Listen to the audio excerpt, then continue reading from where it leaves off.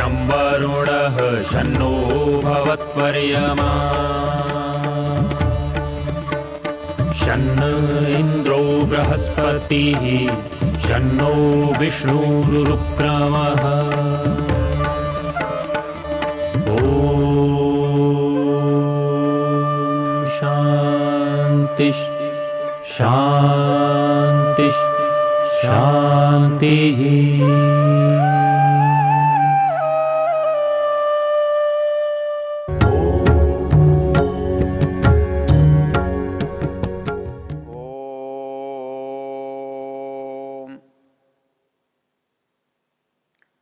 हम इस वेद ज्ञान की गंगा के प्रवाह में अवगाहन करते हुए जिन मंत्रों का आनंद ले रहे थे, जिन मंत्रों के अर्थ का चिंतन कर रहे थे, वे मंत्र ऋग्वेद के 10वें मंडल के 34वें सूक्त के हैं। इन मंत्रों का ऋषि कैलूष है और इन मंत्रों का देवता अक्ष है। अक्ष वैसे जुआ को कहते हैं।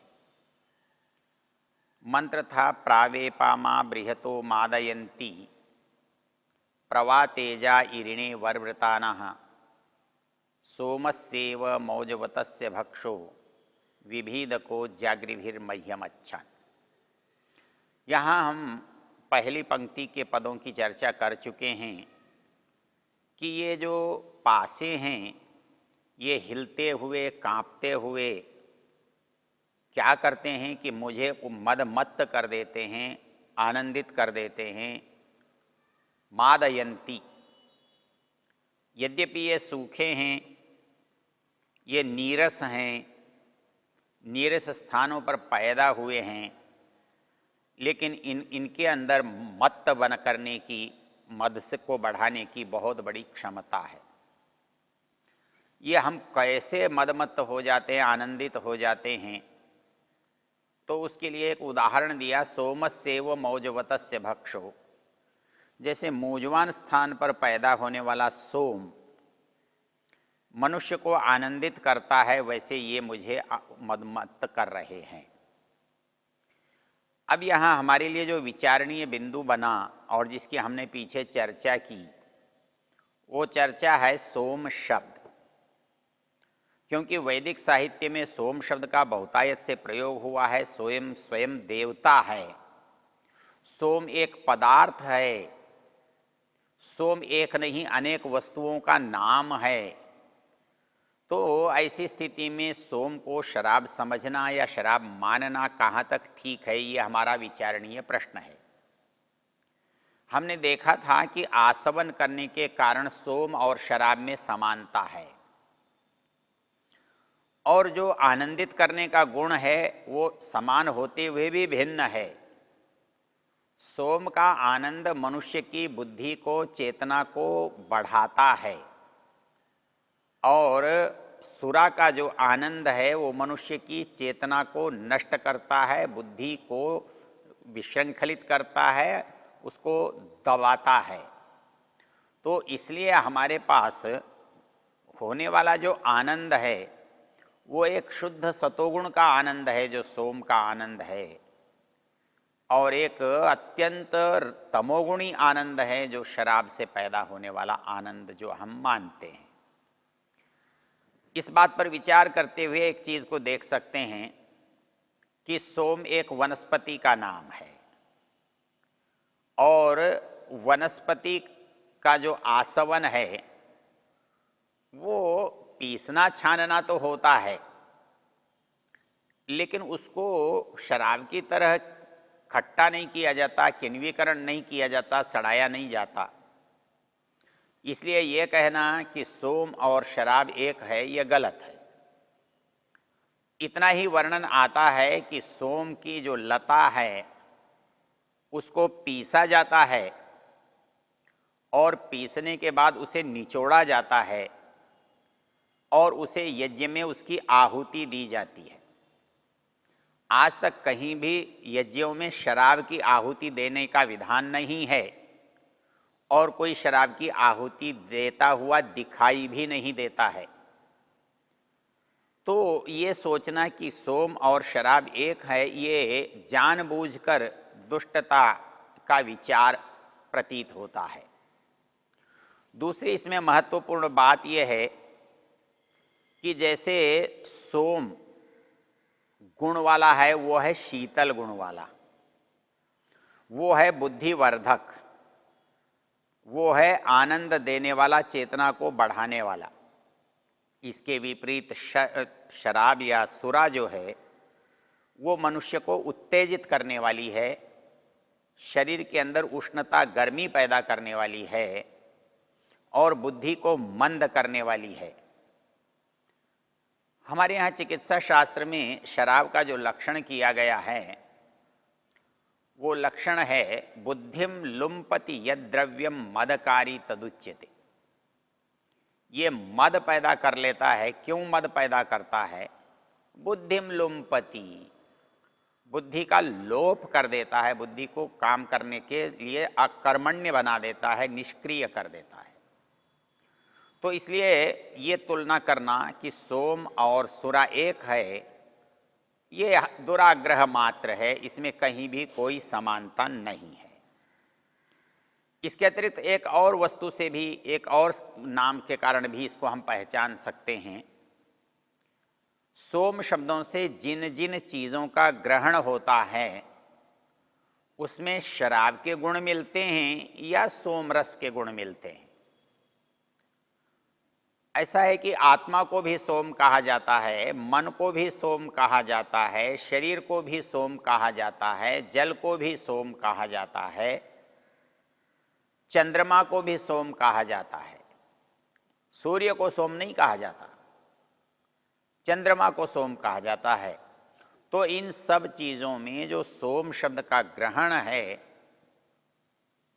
वो शीतलता के कारण, आनंद के कारण, उल्लास आह्लाद को देने वाले के कारण इसको गिना गया है। इसलिए सोम जो है निश्चित रूप से एक औषध है, यज्ञ में डालने वाली एक पवित्र वस्तु है और एक लता है जिसका ये नाम है सोमलता। आयुर्वेद में उसका वर्णन करते हुए कहा गया है कि पूर्णिमा से जब हम अमावस्या तक जाते हैं तो उसका एक एक पत्ता झड़ता जाता है और अमावस्या के दिन उस लता में कोई पत्र शेष नहीं रहता है और प्रतिपदा से एक एक पत्र उसमें उगता है और 15 दिन बाद पूर्णिमा के दिन उसके अंदर पूर्ण पत्ते हो जाते हैं। इस तरह से एक वनस्पति जो चंद्रमा से जुड़ी हुई है तो चंद्रमा के गुणों से युक्त है, इसलिए इसके गुणों के कारण उसे सोम कहा जाता है और उसके गुणों के कारण इसको भी सोम कहा जाता है। तो सोम हमारे यहाँ शांति देने योग्य है, बल देने योग्य है। आज तक भी कोई व्यक्ति शराब पीकर बलवान नहीं बन सका है। किसी पहलवान को दंड बैठक लगाने के लिए दूध के स्थान पर शराब नहीं पिलाई जाती। कोई भी आदमी दौड़ लगाने से पहले शराब पी करके दौड़ लगाकर ज्यादा दौड़ लगा सकता हो, ऐसा नहीं हुआ है। इसलिए शराब की मस्ती को, मद को, नशे को सोम के से आनंद से तुलना करना ये अज्ञानता है, ये मूर्खता है, ये दुराग्रह है। तो हमें एक समझना चाहिए, सोम जो है वो हमारा देवता है और देवता कभी भी बीमार को, रोगी को, नशेड़ी को नहीं बनाते। हमारे यहाँ नशा अपराध है और आज भी अपराध है। जो अच्छा समझते हैं वो भी उसको अपराध का कारण मानते हैं। आप नशा करके गाड़ी नहीं चला सकते, नशा करके आप यात्रा नहीं कर सकते, नशा करके आप बोलचाल नहीं कर सकते, नशा करके किसी सभा सोसाइटी में आप नहीं जा सकते, नशा करके आप घर के लोगों के साथ भी अच्छा व्यवहार नहीं कर सकते। इसलिए नशे को सोम के बराबर समझना महामूर्खता है। लेकिन सोम जो है वो आनंद देने वाला है। जैसा कि पीछे मैंने आपसे चर्चा की है कि जितनी बुराइयां हैं ये भी हमको आनंद तो देती हैं, लेकिन आनंद देने का जो कारण है वो हमारा आनंद, जिसे हम सुख कहते हैं, पिछले संदर्भ में मैंने स्पष्ट किया है कि वो सुख तीन प्रकार का होता है। एक जो है वो सात्विक सुख है, एक राजसिक सुख है और एक तामसिक सुख है। सुख तो तीनों में है, अर्थात जो शरीर पर प्रभाव डालकर, शरीर को निष्क्रिय करके, बुद्धि को मंद करके, मन को विचलित करके अपने भय, लोभ, थकान आदि को दूर करता है, ये तामसिक है। इससे मनुष्य का उत्साह नहीं बनता, आनंद नहीं बनता। जबकि सोम जो है वो आनंद देने वाला है, बुद्धि को बढ़ाने वाला है, पवित्र है। तो जो पवित्र है वो सोम है और जो अपवित्र है वो सुरा है। जो नशा देता है वो सुरा है और जो आनंद और उत्साह देता है वो सोम है। जो शीतलता देने वाला पदार्थ है वो सोम है और जो शरीर के अंदर उत्तेजना और ऊष्मा देने वाला पदार्थ है वो सुरा है। तो जो वस्तुएं संसार में शांति देने वाली, आनंद देने वाली, ठंडक देने वाली हैं, उन सब का नाम सोम है। और जो पदार्थ हमें उत्तेजित करने वाले हैं, हमें बुद्धि से मंद करने वाले हैं, हमारे नियंत्रण को समाप्त करने वाले हैं, वो सारे पदार्थ नशे की कोटि में आते हैं। तो जैसा कि हमने इन मंत्रों की चर्चा करते हुए पहली बार इस बात को समझा था कि कुछ नशे इतने तीव्र हैं, इतने ज़्यादा हैं, इतने बड़े हैं कि उनको व्यक्ति सहज भाव से करने के लिए प्रवृत्त हो जाता है। इसलिए मनु महाराज की एक बात हमने उस समय दोहराई थी। मनु महाराज कहते हैं कि ये तीन काम परीक्षण के लिए भी मनुष्य न करे, अर्थात इनके एक बार करने में भी विचलित और विस्खलित होने की संभावना है। और मनुष्य एक बार जब स्खलित हो जाता है तो फिर वो कहाँ जाकर रुकेगा, इसका कोई भरोसा नहीं है। इसलिए उन्होंने कहा था कि भाई चाहे जुआ हो, चाहे शराब हो, चाहे परस्त्री गमन हो, वेश्यावृत्ति हो, ये तीनों काम मनुष्य को परीक्षण के लिए भी नहीं करने चाहिए। तो हमें आज जो संदर्भ हमारा विशेष समझने का है वो ये समझने का है कि यहाँ जो उपमा दी गई है वो यद्यपि हमारे जुआ खेलने के साथ जो हमारा मन है उससे दी गई है, और दी गई है सोमवतस्य मौजवतस्य एव भक्षो, सोमस्य मौजवतस्य एव भक्षः, अर्थात जो मूंजवान स्थान पर होने वाला जो सोम है वो जैसे आनंदित उत्साहित करता है, वैसे ही ये हमारे जुए के जो पासे हैं ये भी मनुष्य को आकर्षित करते हैं, अपनी ओर आने के लिए बाध्य करते हैं। ममत्स को विविध को जागृभिर मह्यमच्छान, वो कहते हैं ये केवल बुला नहीं रहे हैं, ये केवल आनंदित नहीं कर रहे, प्रेरित नहीं कर रहे हैं, ये मुझे ढकते जा रहे हैं, चारों ओर से घेरते जा रहे हैं, बांधते जा रहे हैं। मनुष्य जब एक बार भी उसके मन में किसी बुराई को करने की इच्छा होती है तो उसके सुख की कल्पना से, उसके सुख का अनुभव करके वो उस ओर आगे आगे आगे बढ़ना चाहता है। वो उससे लौटने के लिए मजबूर हो जाता है, वो लौटने चाहकर भी लौट नहीं पाता है। वो बुराई को जानते हुए भी बुराई से छूट नहीं पाता है और उसके परिणाम स्वरूप आदमी बुराई में धंस जाता है, गिर जाता है। एक बड़ा रोचक संस्कृत साहित्य में श्लोक है दुर्योधन से पूछा गया है कि दुर्योधन, तुम भी पांडवों की तरह पढ़े लिखे हो, तुमने भी शास्त्र पढ़े हैं, गुरुजनों के चरणों में रहे हो, गुरुजनों की सेवा की है, तुम्हारे पास भी अच्छा और बुरा समझने के लिए विवेक है, बुद्धि है, ज्ञान है, फिर तुम बुरा क्यों करते हो? तुम्हारी अच्छाई की ओर गति क्यों नहीं होती है? तो इसका उत्तर देते हुए दुर्योधन अपनी एक विवशता को जताता है और वो विवशता बताते हुए कहता है, जानामि धर्मम नच में प्रवृत्ति। मैं बुद्धि से जानता हूं कि धर्म क्या है, औचित्य क्या है, करणीय क्या है, क्या नहीं करणीय है, कौन सी बात अनुचित है, कौन सी गलत है, ये मैं अच्छी तरह से जानता हूं। जानामि धर्मम नच में प्रवृत्ति, मेरी प्रवृत्ति नहीं होती, मैं उस ओर अपने को जाने से रोक नहीं पाता।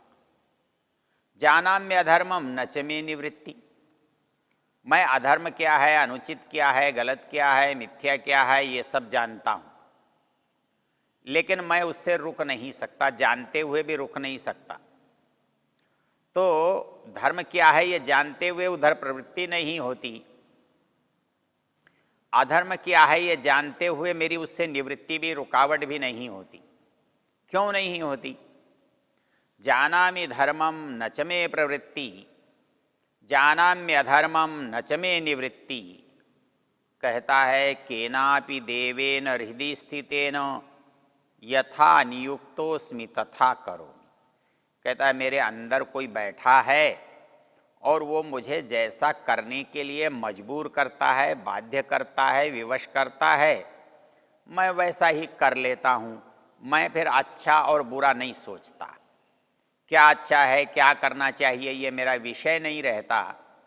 मेरा मन जो भी करने को कहता है, जिसको भी सही मान लेता है, उसको कर लेता है।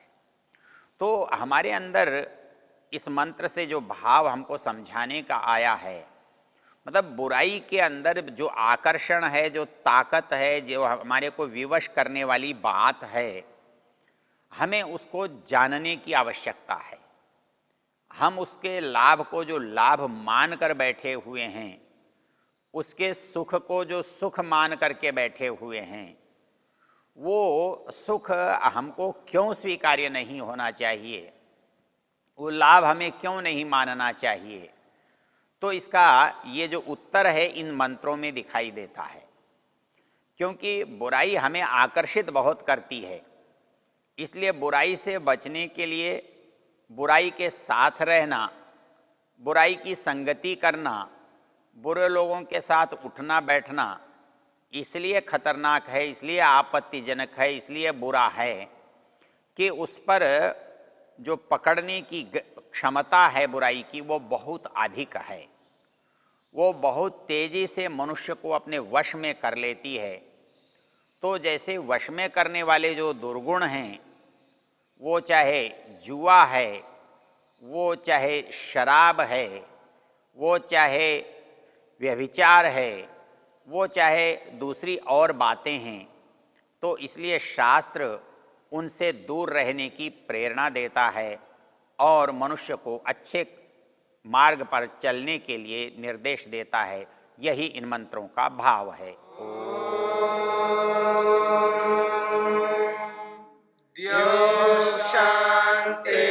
शांतिरंतरिक्षं शांति पृथिवी शांतिरापः शांतिरोषधयः शांतिः वनस्पतयः शांतिर्विश्वे देवा शांतिर्ब्रह्म शांति सर्वं शांति शांतिरेव शांति श्यामा